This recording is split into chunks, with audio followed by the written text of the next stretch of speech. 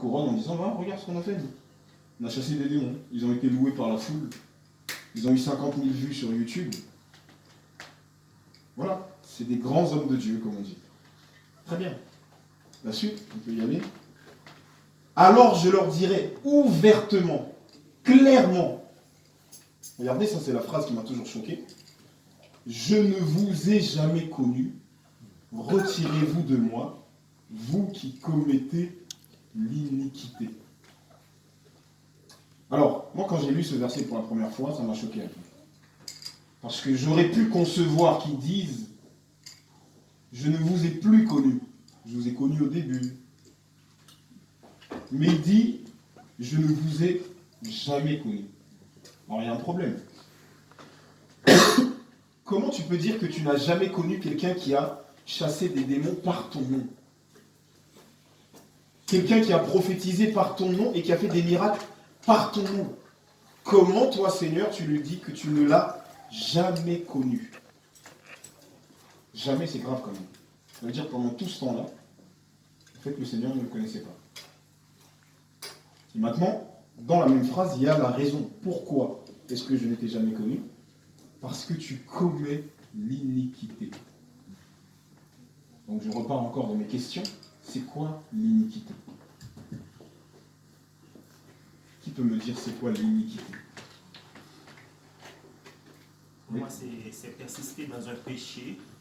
Et quand on persiste dans un péché, ce n'est plus un péché, ça devient iniquité. D'accord, donc toi tu fais une différence graduelle entre péché et iniquité. Ok, je prends note. Qui a autre chose à proposer? L'iniquité, c'est l'injustice. Ok, alors c'est reculer pour mieux sauter, c'est quoi l'injustice? Ils font les choses qui ne sont pas justes devant Dieu. Même quand ils ont fait tout ça, c'était pas forcément ce que Dieu... parce que Dieu a une vision que nous, on ne voit pas. Alors pour eux, ils pensaient que c'était ce que Dieu attendait, mais ce n'était pas ce que Dieu attendait. Ok, tu peux garder le micro 2 secondes? Dans les lois de la République française, à quel moment est-ce qu'on est qualifié d'injuste? Quand on ne respecte pas les lois. Quand on ne respecte pas les lois. Merci beaucoup. Merci. L'iniquité, c'est ne pas respecter les lois de Dieu. Voilà ce que c'est. Donc c'est pas une question de graduel ou pas. C'est ne pas respecter les lois de Dieu. Tout simplement. C'est ça l'iniquité. Est-ce que vous comprenez ce que je suis en train de dire? C'est un synonyme de péché. C'est un synonyme de péché. Qu'est-ce que c'est que le péché? 1 Jean chapitre 3 verset 4. Si ça peut apparaître à l'écran, ce serait bien. 1 Jean 3, 4. La définition de l'iniquité. C'est le même mot. Hein. Le mot qui est traduit partout dans vos Bibles par iniquité, c'est le même mot qui est là. Celui qui pêche transgresse la loi. Le péché est la transgression de la loi. Le péché est, on dit en grec, anomia. Anomia, c'est ce qui a été traduit partout par iniquité. Le péché, c'est l'iniquité. Donc tu vois, mon frère, que pour lui, c'est un synonyme. Le péché et l'iniquité, c'est pareil, c'est pas une question de grade. C'est la même chose, c'est deux synonymes. Donc le péché, c'est la violation de la loi de Dieu. Donc, qu'est-ce que c'est qu'un faux prophète? C'est celui qui enseigne sous le nom de Jésus, en faisant des miracles, en faisant des choses qui semblent appartenir à Jésus, mais qui enseignent qu'il faut vivre sans la loi de Dieu. J'ai une vraie question.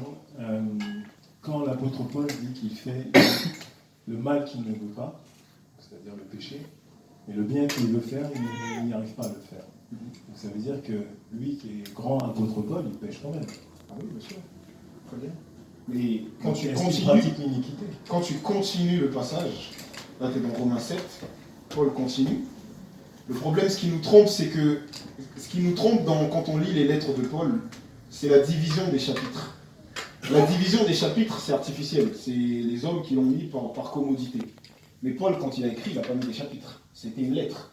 Donc il parle de la même chose depuis Romains 1 jusqu'à Romains 8, jusqu'à Romains 16 là-bas. Donc il parle de la même chose. Donc quand tu lis Romains 7 et que tu continues, Paul dit « Grâce soit rendue à Jésus-Christ ». Pour deux raisons. D'abord, il n'a plus de condamnation. Pourquoi? Parce qu'il a pardonné nos péchés. Mais la deuxième raison, c'est que la loi de l'esprit de vie m'a affranchi de la loi du péché et de la mort. Ça veut dire que Jésus, à quoi sert Jésus? En fin de compte, à quoi ça sert d'avoir une nouvelle alliance? Avoir une nouvelle alliance, ça sert tout simplement à pardonner les péchés qu'on a fait dans le passé, parce qu'on n'a aucun moyen de les pardonner. Et ça sert à recevoir l'Esprit de Dieu qui va nous permettre de mettre en pratique les lois de Dieu. Aussi simple que ça. Vous comprenez ce que... Oui. Une question. Mais pourquoi justement à ces prophètes à qui Dieu dit, je ne les ai jamais connus, pourquoi leur ministère est accompagné des temps de miracles? Ça. Ils ne craignent pas Dieu. Je vais te donner un exemple. Je vais te donner un exemple, je vais me permettre. Moïse, il nous est dit dans Deutéronome 34:10 qu'il n'a plus paru de prophète comme Moïse.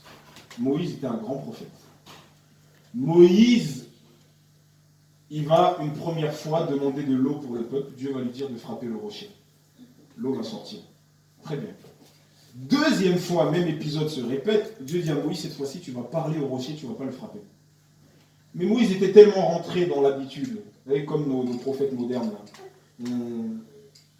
On s'amuse avec Dieu. On fait certaines techniques pour que Dieu agisse. Alors que Dieu, c'est jamais des techniques. Dieu peut agir de telle manière aujourd'hui et demain changer de manière. Et si nous, on est figé dans les techniques, ça devient de l'idolâtrie. C'est ça l'idolâtrie. C'est quoi? Qu'est-ce qu'ils font les marabouts et tout? C'est des rites, des techniques pour que Dieu agisse. Alors que Dieu agit sur sa parole. Aujourd'hui, il a dit tu frappes le rocher, demain il peut dire tu parles le rocher. Donc il dit à Moïse, cette fois-ci, si tu ne vas pas frapper, tu vas parler au rocher. Moïse, pris dans ses habitudes, frappe le rocher. Je vous pose la question, à ce moment précis, Moïse, il pêche ou pas? Il pêche? On est d'accord? Est-ce que le peuple sait que Moïse pêche à ce moment? Il ne sait pas, parce que le peuple n'était pas là quand Dieu lui a dit. Moïse seul sait qu'il pêche. D'accord? Donc, aux yeux du peuple, Moïse n'a pas péché. Maintenant, je vous pose une autre question. Est-ce que l'eau, elle est sortie ou pas? L'eau, elle est sortie. Donc, aux yeux du peuple, qu'est-ce que le peuple dit? Moïse, grand prophète de l'Éternel. Et qu'est-ce que Dieu va dire à Moïse après? Tu ne rentres pas à Canaan. Changer le mot Canaan par royaume de Dieu, tu ne rentres pas dans le royaume de Dieu. Si on applique aujourd'hui à un prophète moderne. Pourtant, aux yeux de tous, il a donné de l'eau au peuple. Aux yeux de tous, il a fait marcher des boiteux. Aux yeux de tous, il a levé des paralytiques. Mais à la fin, quand il se présente devant Dieu, je ne t'ai jamais connu. Pourquoi? Moi, je ne sais pas. Je sais juste que c'est comme ça que Dieu agit. Ça conduit les gens à la perdition. Mais c'est très intéressant. Ça conduit les gens justement dans l'erreur. Mais si ça conduit les gens dans l'erreur, ça veut dire que les fautifs, ce sont les gens. Ça veut dire que les gens n'ont pas jugé sur les bonnes normes. Dieu a donné des normes dans la parole pour juger un prophète.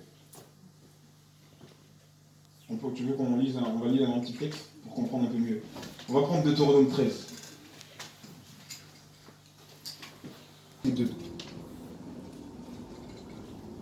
Ça va, vous arrivez à me suivre? Bon, alors ici, on va lire à partir du verset 1, parce que je vois qu'il y a un décalage de versets. Voilà, merci.